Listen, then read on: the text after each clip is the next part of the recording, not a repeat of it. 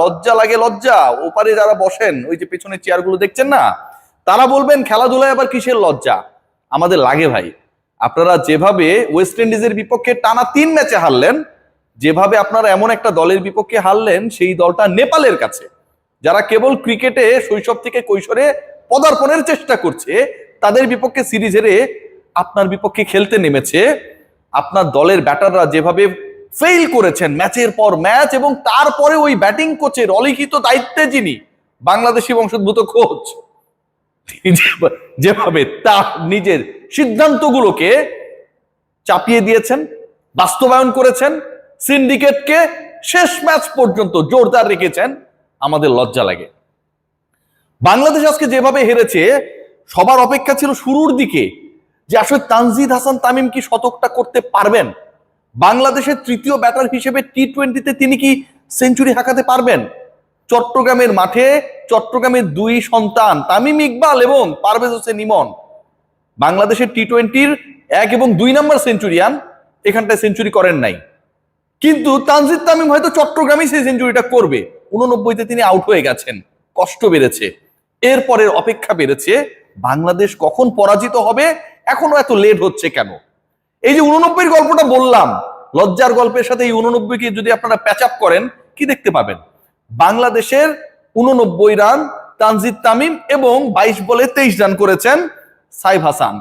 আর বাকি 9 ব্যাটার মিলে, 11 জন ব্যাটসম্যান, বাংলাদেশ তো অল আউটই হয়েছে, 9 ব্যাটার মিলে করেছেন 34 রান। এই যে 9 জন ব্যাটসম্যান 34-এর বেশি করতে পারেন নাই। বাংলাদেশ শেষ পর্যন্ত কোনো মতে তাসকিন আহমেদের সেই দুর্দান্ত ছক্কার কারণে 150-এর ফিগারটা পেরিয়েছে। সেই বাংলাদেশের ব্যাটিং কোচের দায়িত্বে যিনি, প্রত্যেকটা ম্যাচে বাংলাদেশের ব্যাটিং যেভাবে ফল করেছে, ফেল করেছে, সেই দায়িত্বে যিনি, তিনি শেষ ম্যাচ পর্যন্ত তার নিজের সিদ্ধান্তে অটল ছিলেন যে তিনি এই সিন্ডিকেটকে নেতৃত্ব দেবেনই। খেয়াল করে দেখুন আজকের এই ম্যাচটায় সবচেয়ে ইন্টারেস্টিং জায়গা যেটা, সেটা হচ্ছে জাকের আলী অনেক 11-এ, কল্পনাতীত জাকের আলী অনেক আজকেও 11-এ। আগের 2 ম্যাচে ফেল করেছেন, এর আগের তার স্টার্ট ভালো না, নিশ্চয়ই একটা পরিবর্তনের আভাস সবাই দেখছিল যে অন্তত যেই বাদ পড়ুক না কেন জাকের আলী অনেককে বাদ দেওয়া হবে। দৃষ্টিকটু শট, ব্যাটের সাথে বলে কানেকশন করতে না পারা, মশা মারা ব্যাটিং, সেই জাকের আলী অনেক আজকেও খেললেন। জাকেরকে তার প্রিয় কোচ কি করলেন দেখুন, অন্য ফেলিওরদের কথা বাদ দেন, শুধু একটা জিনিসে একটু চিন্তা করার চেষ্টা করুন। তাকে ব্যাটিং এ নামালেন, ব্যাটিং কোচেরই দায়িত্ব, ব্যাটিং এ নামালেন 8 নম্বরে। একজন স্লগার যিনি স্লগিং করবেন, শেষের 6-7 ওভার তিনি খেলবেন যদি সুযোগ থাকে, তাকে সেই জায়গায় স্লগিং এ না পাঠিয়ে তার আগে নামানো হয়েছে নাসুম আহমেদকে। নাসুমকে আমি খাটো করছি না, কিন্তু যখন আপনার স্বীকৃত ব্যাটার হিসেবে আপনি জাকেরকে নিয়েছেন, তার কাজ কি? কিপিং না করা, কিপিং তো তিনি করেন না, লিটন কুমার দাস। তার কাজ কি? তিনি বোলিংও করেন না। কিন্তু এই স্বীকৃত ব্যাটারকে যখন আপনি 11-এ রাখলেন, প্রশ্নবিদ্ধ সিদ্ধান্তকে চাপিয়ে দিয়ে 11-এ রাখলেন, তারপরে 8 নম্বরে ব্যাট করতে পারলেন নাসুমের পরে, এর মানেটা কি দাঁড়ায়? এর মানেটা দাঁড়ায় যে আপনি তাকে বাঁচিয়ে রাখার চেষ্টা করেছেন, কোন মতে তাকে যেন ফেস করতে না হয় ক্যারিবিয়ান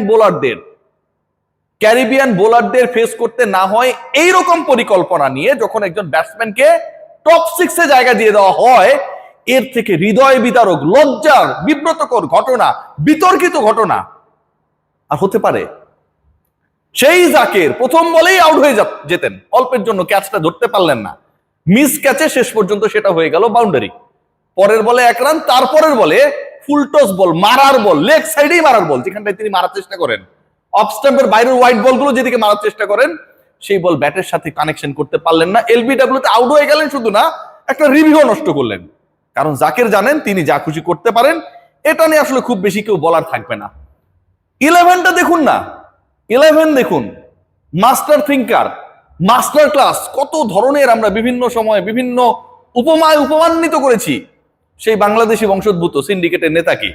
খেয়াল করে দেখুন যে আজকের 11-এ মুস্তাফিজ নাই, আমরা কোনো ইনজুরি আপডেট পাই নাই। বাংলাদেশ ক্রিকেট দলের কেউ যদি কোনোভাবে কোনো নিগেলস বা কোনো ছোটখাটো ইনজুরিতে থাকে, মিডিয়া আপডেটটা আসে, পাই নাই মানে Mustafiz is fit to play, fit to be chosen for the 11, right?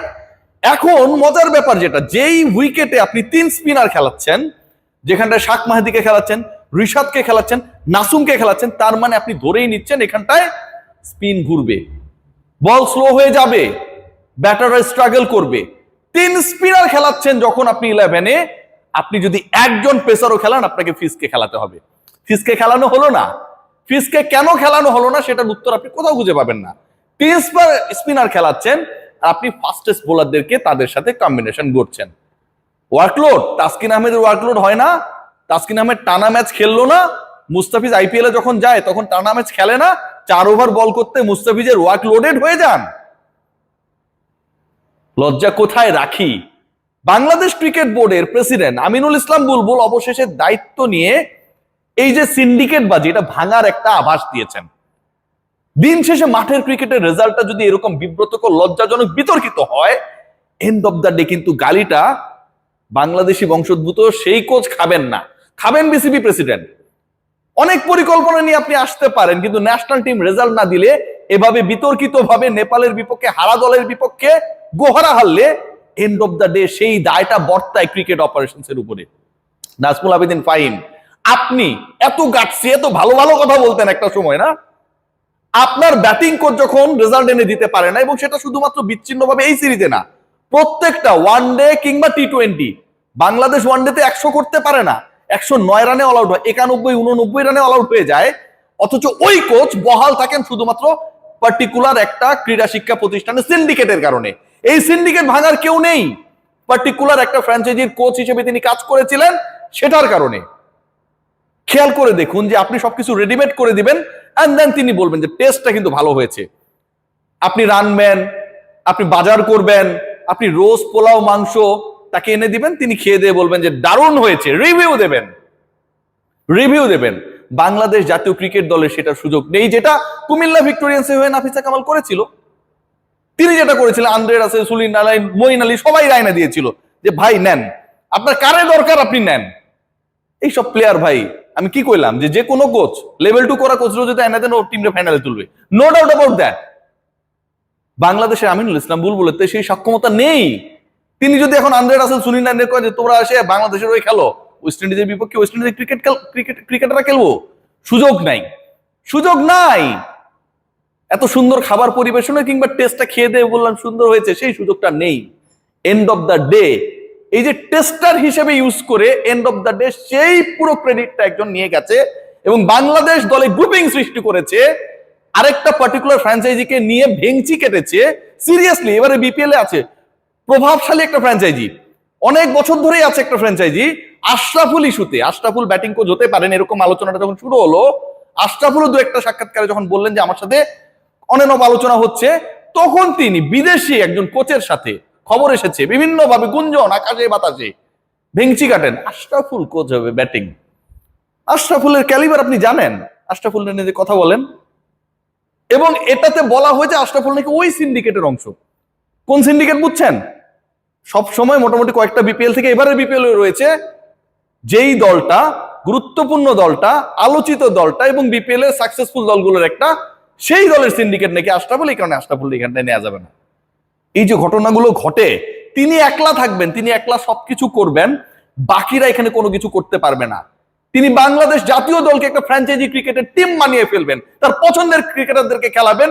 আজকের ম্যাচে মুস্তাফিজ ড্রপ হয়ে যায়, কি কারণে যেটার ব্যাখ্যা আমরা পাই না। আজকের ম্যাচে 2 জন ছাড়া বাকি সকল ব্যাটার সিঙ্গেল ডিজিটে আউট হয়ে যায়, কেন সেটার ব্যাখ্যা আমরা পাই না। 9 জন ব্যাটসম্যান মিলে 34 রানের বেশি কেন করতে পারে না, সেটার ব্যাখ্যা আমরা পাই না। ওয়ানডেতে বাংলাদেশ 100 রান করতে পারে না, সেটার ব্যাখ্যা আমরা পাই না। এই ব্যাখ্যাগুলো কে দেবে? এই ব্যাখ্যাগুলো যিনি দেবেন, তার কাছে কেউ ব্যাখ্যা চায় না, তার ব্যাপারে কেউ কোনো ডিসিশন নেয় না। বাংলাদেশ না হয়ে পৃথিবীর যে কোনো দলের কোচ যদি তিনি হতেন, বাংলাদেশ হেরেছে কেন ভাই? সাম আপ করি, ব্যাটিং ব্যর্থতার কারণে। প্রত্যেকটা ম্যাচে বাংলাদেশ তাদের ক্যালিবার অনুযায়ী ব্যাট করতে পারে নাই। বাংলাদেশ ওয়েস্ট ইন্ডিজ যেভাবে বাংলাদেশের কন্ডিশনে এসে খেলেছে, সেই কাজটা করতে পারে নাই। অথচ বাংলাদেশের সেই কোচকে, সেই কোচের ব্যাপারে সিদ্ধান্ত গ্রহণের ক্ষেত্রে আমরা ঢাক ঢাক গুড়গুড় করি। বুলবুল ভাই, সমস্যাটা কোথায় ভাই? ডিসিশন নেন। আপনার বোর্ডের, আপনার মান সম্মান নষ্ট হচ্ছে এই সিন্ডিকেট বাজির কারণে। সবাই ভালো থাকবেন, টেক কেয়ার।